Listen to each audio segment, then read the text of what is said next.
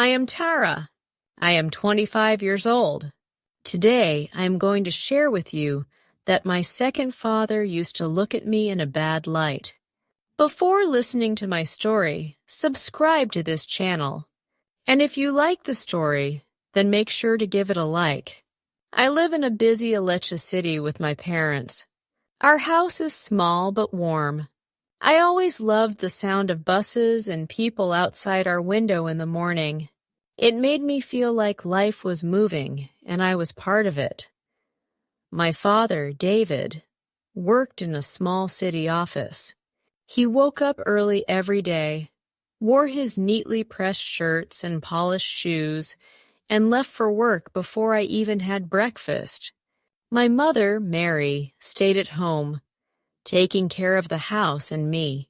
She was soft-spoken and always wanted peace inside the family. I worked in a local elementary school as an assistant teacher. I loved children. Their smiles gave me energy even on hard days. I had a simple life. My world was small. My parents, my work, my books. I never ran after money or power. In our city, there lived a man named Richard. He was rich. Everyone knew him because he owned hotels, stores, and cars. He liked to show off his money. Many people respected him because they were afraid of him. One day, Richard came to our school for a small event. He saw me there. After that day, he started sending flowers to my workplace. At first, I thought he was just being polite. But soon he started sending messages, calling me, asking me out. I refused politely. I said, "Sir, I respect you, but I do not feel the same." I did not want to hurt him, but he did not stop. He came to our house one evening with gifts. He told my parents he liked me. My father thanked him for his interest, but said the decision was mine. I stood up and said clearly, "I'm sorry, I do not love you." Richard's eyes turned cold. He smiled in a strange way and said, "No one refuses me. You will regret this." Then he left our house. I felt scared, but I did not show it. I told myself, he will forget about me. He is rich. He can find someone else. I went back to my work and my books. I tried to live my normal life. 2 months passed. My father began to feel sick. He was tired all the time and complained of pain in his chest. We took him to the hospital. The doctor said it was his heart. We tried medicines and rest. But one evening, he collapsed at home. We called an ambulance. But by the time we reached the hospital, my father was gone. I still remember that night. The smell of antiseptic, the white sheets, my mother crying softly. I felt like the ground under my feet had disappeared. My father had been my guide, my shield. Without him, the house felt empty and unsafe. For days we lived like shadows. My mother stopped cooking. I stopped going to work. Neighbors came and went with food and advice. But when the door closed, we were alone with our grief. Then Richard came again. He came dressed in gray, like he had come to share our pain. He spoke gently to my mother. He paid for the funeral. He brought expensive food. He said, "I am like your son. Please let me help you." I stayed silent. My heart felt heavy. I remembered his threat. But my mother was weak and tired. She started depending on him. He took us to the hospital for checkups. He brought medicines. He talked to my mother for hours. One day, he told my mother that she should not live alone. He said, "Mary, you are still young. You need support. Marry me. I will protect you and Tara." I stood up and said, "Mother, think carefully." But my mother looked at me with tired eyes. She said, He is helping us, Tara. I am scared to live alone. Maybe he is right. I tried to tell her about his earlier behavior, but she said, that was before. Maybe he has changed. Maybe he will be good to us. 2 months after my father's death, my mother married Richard. It was a small ceremony. No one from my father's family came. Only a few people from Richard's side. I stood at the corner, watching. My heart was heavy. I felt like I was losing my mother, too. At first, Richard behaved well. He brought new furniture. He gave my mother jewelry. He gave me money for my school job. But slowly, his real face started to show. He would look at me for too long. He would ask me to sit with him when my mother was not home. He would make comments about my clothes. I told my mother. She said, maybe you are imagining things. He is your stepfather now. Respect him. I felt a wall rise between me and my mother. I stopped talking to her. One night, he knocked on my door when I was sleeping. I stayed silent and pretended I was not there. My hands were shaking. I knew then that my life had changed forever. After that night, I started to live inside myself.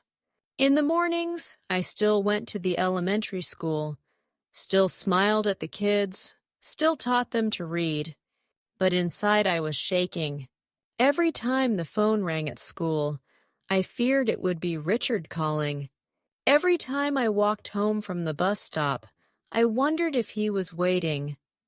At home, things looked normal to anyone outside. My mother Mary wore her new clothes. Richard sat at the table with his coffee. We had a new car parked in the driveway. But to me, our house felt like a trap. I began to lock my bedroom door. I kept my phone under my pillow. I told myself, stay strong, Tara. You have to finish each day. Sometimes I whispered my father's name, David, like a prayer. One evening, Richard asked me to sit with him in the living room. Mary was at a friend's house. He poured himself a drink. He told me, you are beautiful. You are wasting your life at that school. I can give you everything. I stood up and said, you are married to my mother. Please respect her. Please respect me. His face turned red. He said, no one talks to me like that. Remember who pays the bills here. I went to my room and locked the door. I cried quietly so my mother would not hear when she came back. That night, I wrote in my notebook, I need a plan. I cannot live like this. Writing gave me a small sense of control. I listed names of people I trusted, a teacher at school, an old friend, a neighbor. But I was afraid to tell anyone. What if they did not believe me? What if Richard found out? I kept going to work. I saved every dollar I could. I began to look for another job, another apartment. It felt impossible, but thinking about leaving gave me a little hope. One afternoon at school, our principal asked me to stay after class. She said, Tara, you seem tired lately. Is everything all right? Her kind voice almost made me cry. I wanted to tell her everything, but I only said, I'm just missing my father. She nodded and said I could take a day off if I needed. On my way home that day, I stopped at a public library. It was quiet and cool inside. I sat at a computer and searched for help for women unsafe at home and support groups. I found numbers for hotlines, shelters, legal aid. I wrote them down in my notebook and hid the page inside a book. I also found a weekend tutoring job at the library. It paid a little, but it meant more hours away from home. I started tutoring children on Saturdays. At home, Richard's behavior grew bolder.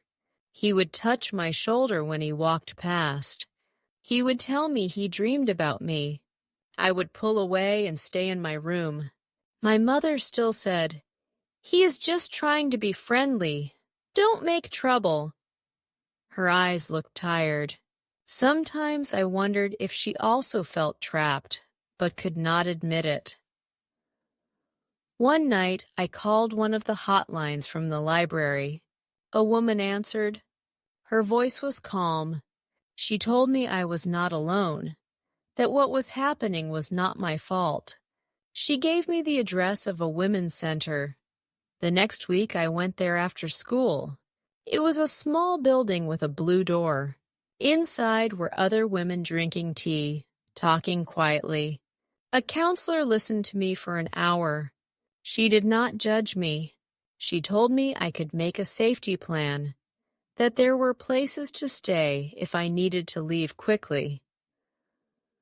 Walking out of that building, I felt a small light in my chest. For the first time since my father died, I believed I might be able to escape. The weeks after visiting the Women's Center were both the hardest and the strongest days of my life. At school, I smiled for the children, but every night at home, I packed a little more of my life into a secret bag hidden under my bed. My passport, my bank card, some cash, my father's photo. Richard noticed my distance. He began to shout more, slam doors. He told my mother that I was ungrateful and spoiled. My mother stopped talking to me. She stayed in her room with the TV on. Sometimes I saw her eyes. They were full of fear, but also shame. Night, Richard tried to push open my bedroom door. The lock held. He yelled through the wood, "You think you can hide from me? This is my house." My hands were shaking, but I had the hotline woman's words in my mind. You are not alone. Have a plan. The next morning, I left for work earlier than usual. In my bag was everything I needed. After school, I didn't go home. I went straight to the Women's Center. They took me to a safe house. It was small, with plain walls, but it was the first place I had felt safe in months. From there, with the help of a counselor, I called my mother. My voice trembled. I told her where I was. I told her what Richard had done. At first, she denied it, but then she started to cry. She said she had seen enough to know it was true, but had been too scared to admit it. The Women's Center connected me with a lawyer. With her help, I got a protective order against Richard. The police served it to him. For the first time, the law was on my side. Richard tried to call, to send messages, but I blocked everything. A month later, my mother left him too. She came to stay with me at a small apartment the center helped me find. She looked older, but also lighter, like a chain had been cut from her shoulders. Now I live in a different neighborhood. I still teach children. On weekends, I volunteer at the same women's center that once saved me. Sometimes I tell my story to new women who come there frightened and alone. I tell them, you are not weak. You are not alone. You can start again. I still miss my father. I still feel scars from what happened. But I am no longer trapped.